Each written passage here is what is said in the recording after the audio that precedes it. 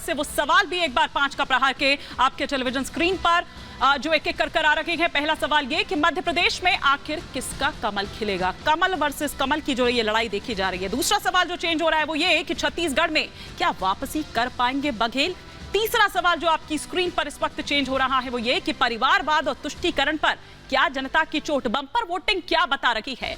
चौथा सवाल जो आपकी स्क्रीन पर इस वक्त आ रहा है वो ये कि भ्रष्टाचार का कनेक्शन क्या वोटर देगा रिएक्शन? जो तमाम आरोप दरअसल लगाए गए क्या उसका वोटर पर भी उसी तरह से असर पड़ रहा है? पांचवा और अंतिम सवाल जो आपकी स्क्रीन पर आ रहा है वो ये कि राज्य राष्ट्रीय चुनाव के मुद्दे अलग अलग हैं। इस पर हम करेंगे विस्तार से जानकारी हम लेंगे, लेकिन इस वक्त जो जानकारी मिल पा रही है हम सीधा छत्तीसगढ़ में इस वक्त नजर बनाए हुए हैं हमारे सहयोगी दीपेश बरगले, और मुझे ये बताया जा रहा है दीपेश कि मतदान वहां पर खत्म हो चुका है। क्या जानकारी आप तक मिल पा रही है? क्या आपके सोर्सेज बता रहे हैं कि अब तक क्या वो परसेंटेज निकलकर सामने आया है?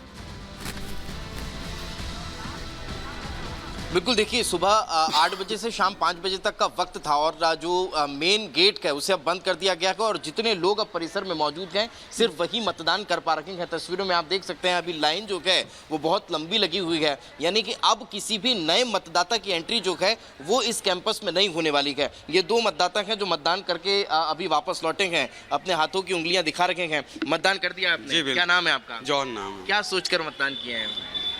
उन्नति चाहिए बस, देश की प्रगति और प्रदेश की उन्नति। देश की प्रगति और प्रदेश की उन्नति। आप क्या सोच के वोट किए हैं? देश का विकास। देश का विकास। चुनाव तो छत्तीसगढ़ में था, तो उससे भी देश का संपर्क है ना। इनडायरेक्टली छत्तीसगढ़ भी सम्मिलित है, देश में ही है वो। छत्तीसगढ़ क्या थे यहाँ पर छत्तीसगढ़ में? छत्तीसगढ़ में विकास के मुद्दे थे।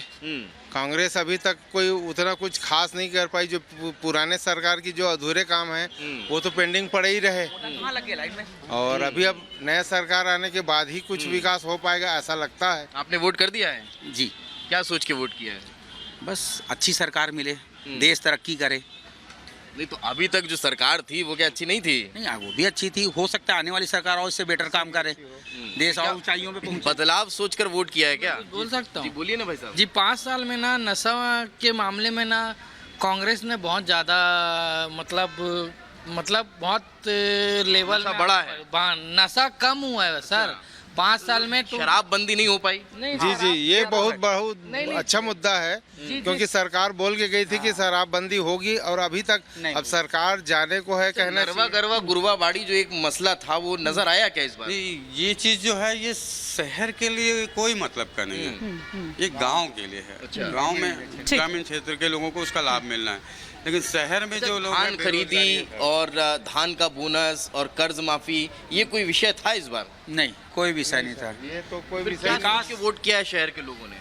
शहर के लोगों को अपराध में जो बढ़ोतरी हुई है अभी, उसके नशे में क्राइम कम होना चाहिए, उसके लिए है। अभी आखिरी में अपराध की और मतलब पिछले 6 महीने में देखा जाए तो अभी क्राइम में और ज्यादा वो बढ़ रहा है। भ्रष्टाचार का बहुत तमाम मुद्दे जाहिर तौर पर जिनको ध्यान में रखते हुए दिमाग में रखते हुए लोग पहुंचे मतदान केंद्र तक। अब फटाफट से जरा हम अनूप का भी यहां पर रुख कर लेते हैं। ग्वालियर में इस वक्त मौजूद हैं और वहां पर किस तरह से 3-3 चेहरे, वीआईपी चेहरे, लेकिन क्या उन वीआईपी चेहरों का असर उस तरह से दिख रहा है? काम हावी दिख रहा है, नाम हावी दिख रहा है, क्या दिख रहा है अभी तस्वीर? अब क्योंकि ये अब ज्यादा वक्त नहीं बचा है, कुछ ही मिनट बचे हैं अब।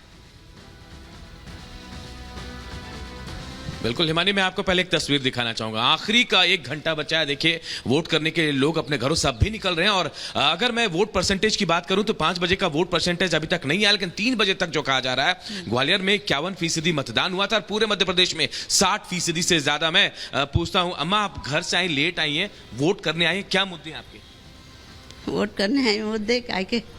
विकास चाहते हैं ग्वालियर का? हाँ। रोजगार, क्या कोई चीज कुछ तो होगा मन में? हाँ। है? व्हील चेयर पर आई हैं आप मतलब अंदर से ये था कि मुझे वोट करना है, जैसे भी करना है।